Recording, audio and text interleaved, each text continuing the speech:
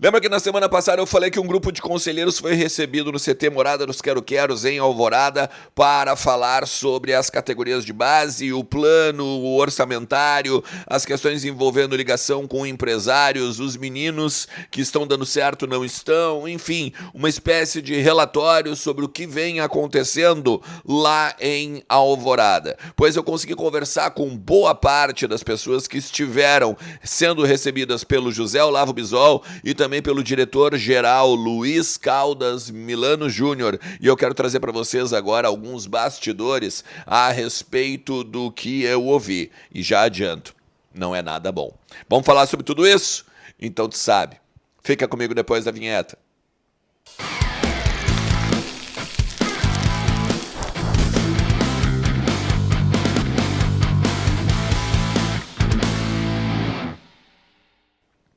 Fala Colorado, fala Colorada, como é que vocês estão? Tudo certo? Tudo beleza?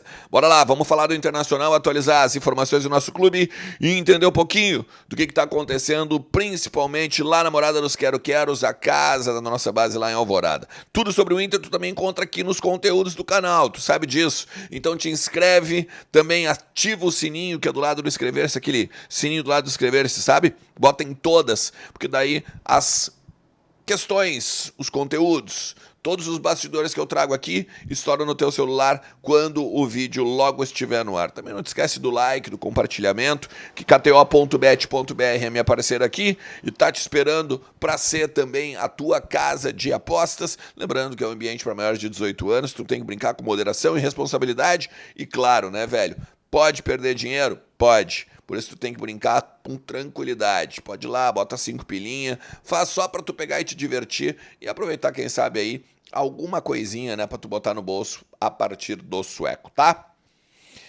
Bom, eu quero falar hoje basicamente sobre a Morada dos Quero-Queros, porque o Inter perde agora o Grenal da categoria Sub-15 e aí, consequentemente, também o título gaúcho, né? Toma uma goleada com um gol de bicicleta do adversário, inclusive.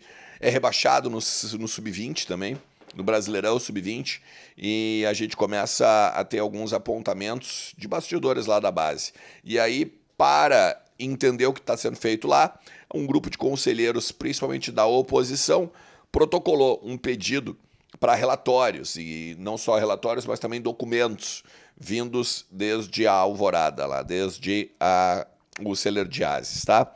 E eles foram recebidos, em vez de ter uma reunião extraordinária, eles foram recebidos pelo Bisol, pelo Vitor Grumberg, pelo Luiz Caldas Milano Júnior e também pelo Marcos Paulo, né, um dos gestores lá de Alvorada.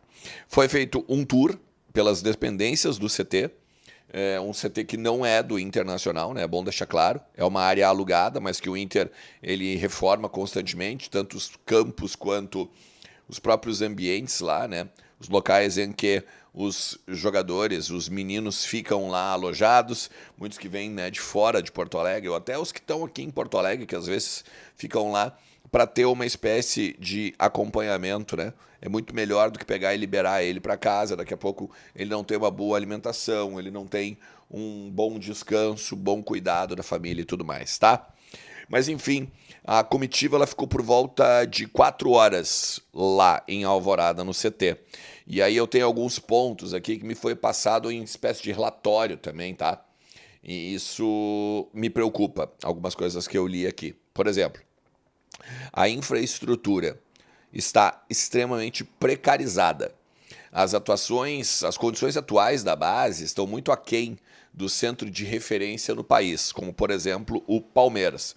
Os dormitórios têm certa superocupação, com atletas vivendo, por exemplo, 3 atletas vivendo em espaço para 2. Uma manutenção básica também mostrou que foi negligenciada. Por exemplo, rejuntos soltos, tampa de vaso quebrado, desgaste visível de instalações e tudo mais. E vale lembrar, né? A base ela foi reformada há mais ou menos 2 anos, ainda com o Gustavo Grossi como um diretor executivo geral. Também teve a captação de atletas, né, reduzida de uma forma drástica. Pelo que eles explicaram lá, foi reduzida em 40% a captação de atletas. E aí A justificativa para isso é contenção de despesas, que ter olheiros em diversos lugares do país, ou viagens e tal, custa muito, e que isso precisava ter sido diminuído ou feito uma economia, né? Ela, aliás, bate na casa dos 300 mil por ano, só em salários, mas com um impacto também direto, né? Obviamente, da prospecção de talentos, uma vez que daí, como a gente não vê os guris, a gente às vezes come na mão do empresário, a gente come na mão do DVD, e isso aí é horrível para a base, né? Foi dado também um acesso restrito ao relatório da Double Pass, que é aquele relatório da empresa belga, que foi feito ainda na gestão do Marcelo Medeiros, antes de chegar o Gustavo Grossi aqui, mas não foi dado liberdade para consulta, para levar para casa, essas coisas todas, tá? Muito menos o relatório deixado pelo próprio Gustavo Grossi. Segundo os conselheiros, dava para tu pegar e acessar e ver de lá, ou de repente de algum local de dentro do Beira-Rio, mas levar para casa com tranquilidade para poder pegar, quem sabe até tirar cópia, não foi liberado, tá? Os custos estão elevados, segundo os conselheiros, e também com uma má alocação dos recursos que a base tem. Por exemplo, o custo anual da Morada dos Quero-Queros é de aproximadamente 4 milhões de reais, com aluguel, manutenção e outras questões aí também envolvendo investimentos, que foram, por exemplo, feitos em 4 jogadores.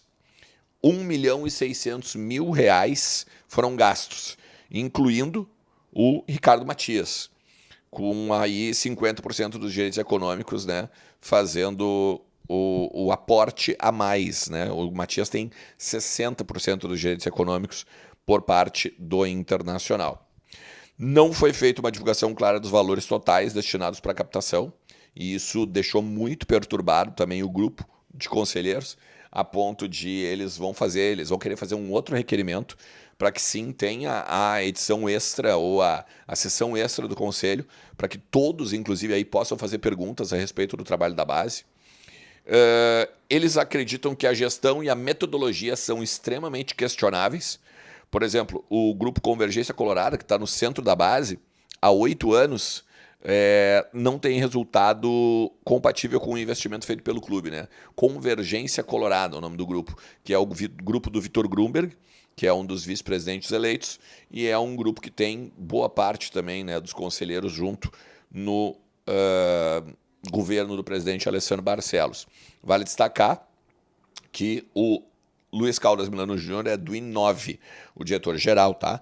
Mas o Convergência Colorado, por exemplo, já teve o João Patrício Herman como vice-presidente de futebol, aí do profissional, tá?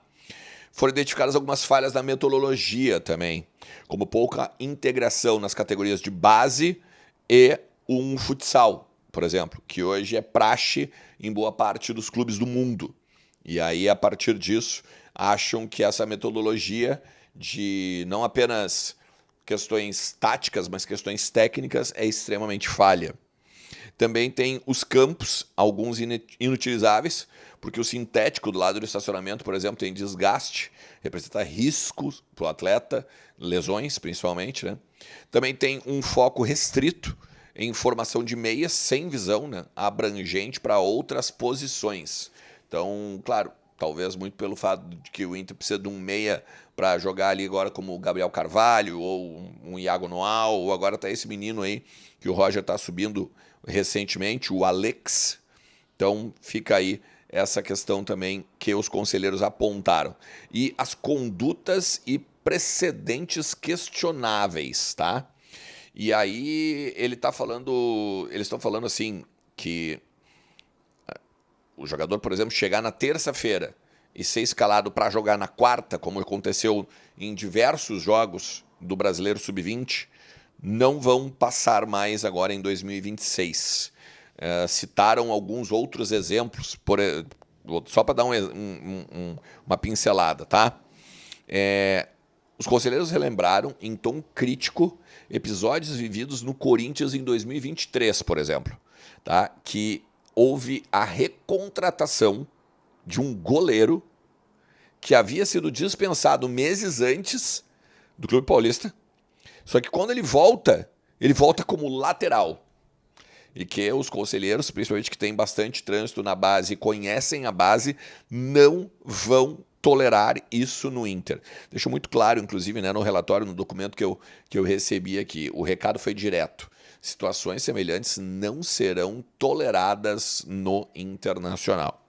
Tu pode estar chegou aqui no finalzinho do conteúdo e está pensando, por que os caras não fizeram isso antes de cair, né? Porque, basicamente, há uma certa dificuldade de conversar abertamente com as pessoas que coordenam o próprio CT e também o futebol como um todo. Lembrando também que o Inter estava na Copa do Brasil, na Copa Libertadores da América, e os conselheiros acharam por bem não fazer tumulto em meio às disputas. Após, com a desclassificação, eles foram para cima dos dirigentes, tanto os vice-eleitos, os gestores, como eu falei, o Marcos Paulo, o Vitor Grumber e também os dois diretores, né? O vice-presidente de futebol do profissional, José Olavo Bisol, e também o Luiz Caldas Milano Júnior, que é o diretor da base. Beleza? O que tu acha disso tudo? Tem outras questões aí que de repente tu conhece e que pode compartilhar com a galera nos comentários? Então vai lá, toca a ficha. Não te esquece que a Mais Ágil é a minha parceira aqui também, te ajuda a melhorar na tua saúde financeira. Sabe como? Com retirada de fundo de garantia. Especialistas nesse procedimento, eles são. Fala com eles, porque em menos de 1 hora a grana está no teu bolso e tu pode, claro, né, melhorar muito a tua condição aí financeira, seja para ter uma grana na tua conta, seja para pagar alguma coisa, enfim, qualquer coisa aí que tu precise em termos de grana. Valeu? Um forte abraço. Tchau.